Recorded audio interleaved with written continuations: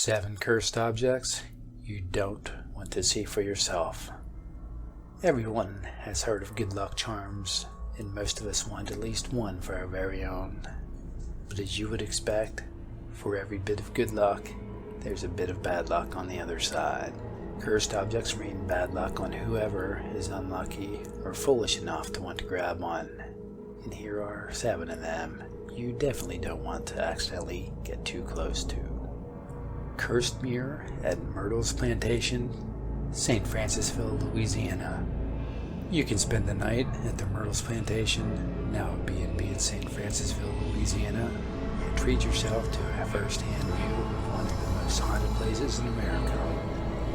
While the plantation has a history of tragic and unexpected deaths, and is home to a reported 12 different ghosts, what's important right now is that the plantation is home to the haunted mirror at Myrtle's. See, apparently the Woodruffs, who owned the plantation, also had a slave named Chloe, who for reasons of her own is said to have baked a birthday cake that included extremely poisonous Orlander leaves that she then fed to the Woodruff family. Whether Chloe meant to kill the family or just make them sick doesn't matter. Sarah Woodruff and her 2 daughters ate the cake and died from the poisoning.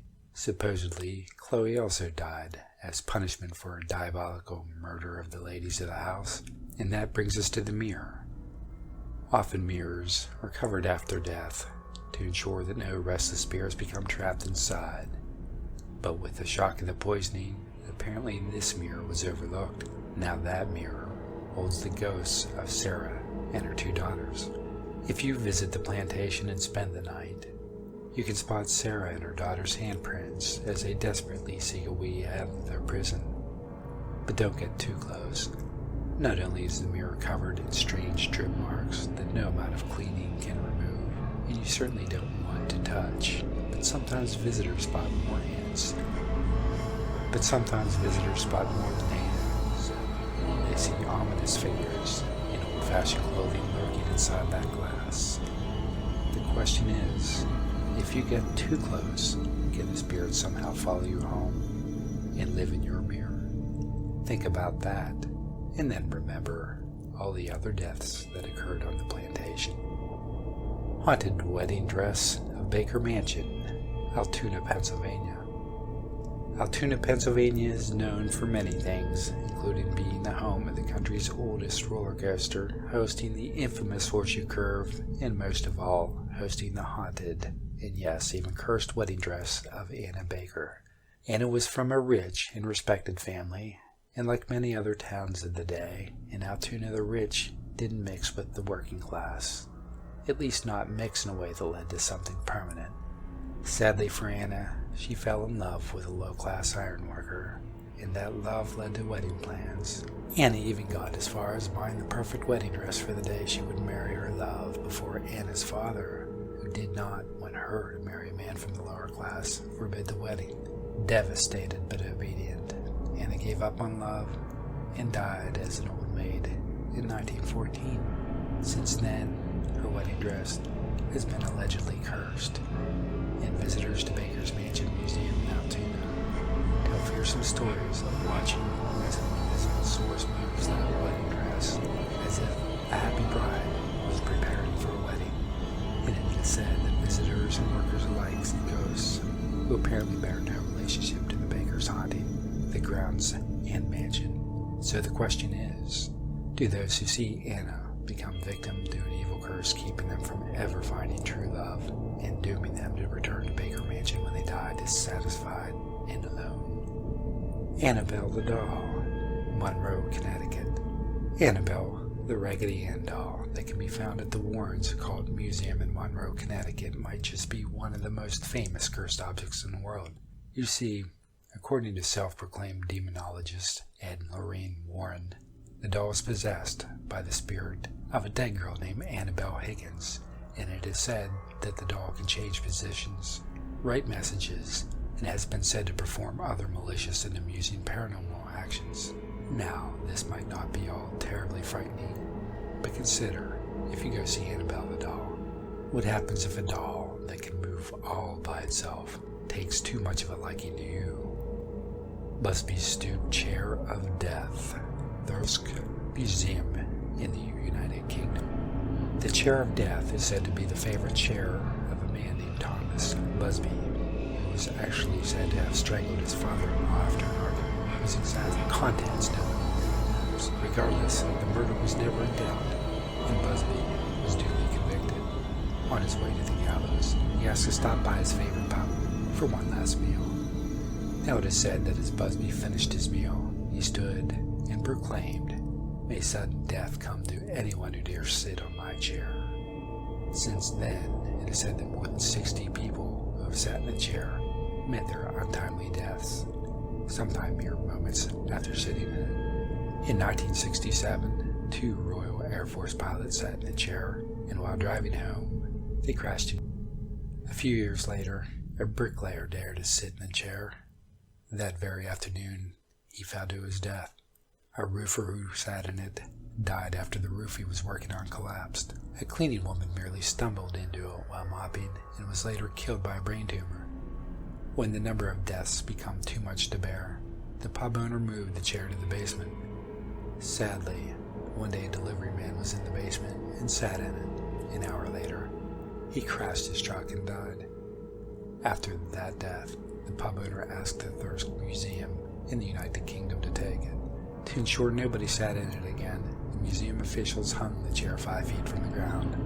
With no one sitting in the chair, it seems its killing days have come to an end. But that's not to say you couldn't visit that very museum yourself, climb a mere 5 feet, and prove the curse false or real. The Crying Boy painting, perhaps in your attic. The Crying Boy curse actually related to a print of a painting by an Italian painter that was widely sold after 1950.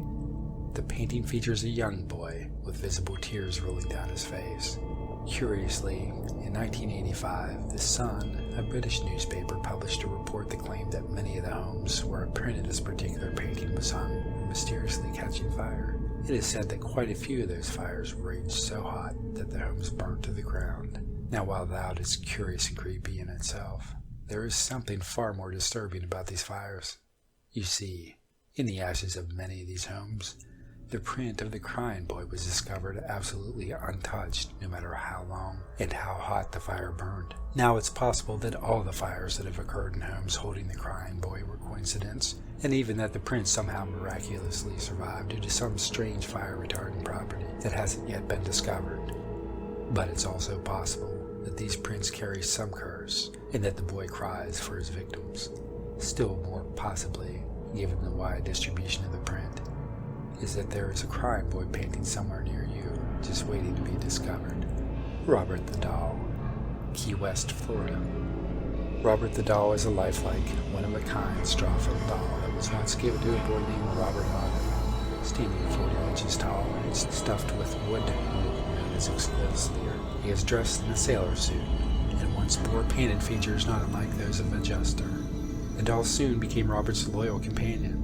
He even named it after himself, though curiously, while the doll was called Robert, Robert Otto actually asked to be referred to as Gene instead of his given name.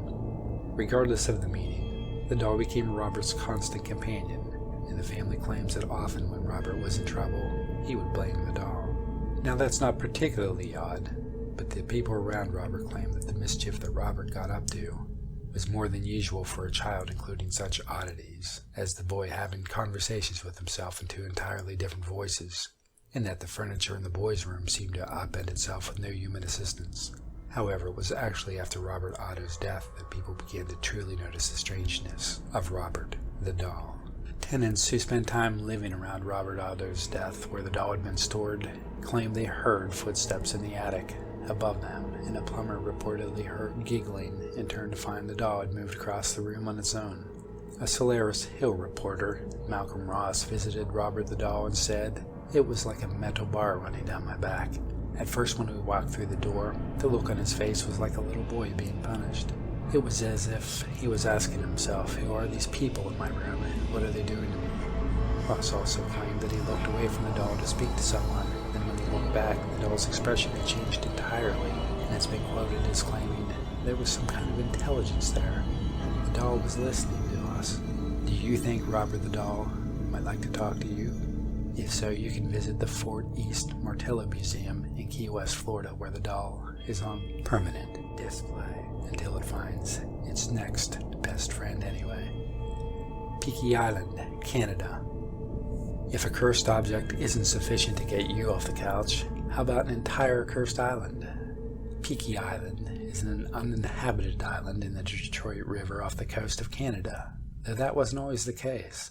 The island was originally used by the Ottawa Indians in the summer months, and reportedly a French-Canadian family by the name of La Forest established a homestead on the island at the end of the 18th century and lived there peacefully with the natives until about 1883, when the family became involved in a feud with a businessman named Hiram Walker, who wanted the island for his own.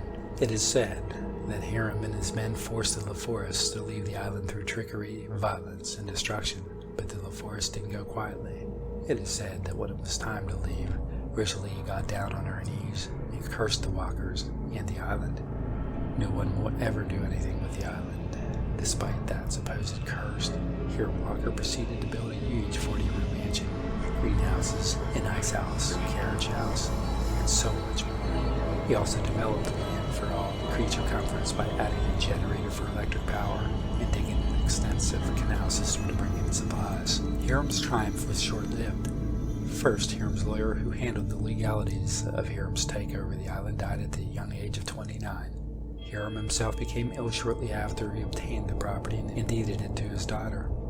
Now the island and the other Walker businesses caused extreme embarrassment for the next generation of Walkers. In fact, they sold all of Hiram's estates, and essentially neither the island nor those who have held ownership to the island have ever managed to amount to much of anything before their deaths. And today, the island is virtually untouched wilderness, proving perhaps that Rosalie's curse was more than just words. That being said, it's possible you could obtain a nice secluded wilderness island, all of your very own, that is currently considered a Windsor Municipal Park suitable for picnics, but not much else. Just mention Peachy Island, and you might get a deal.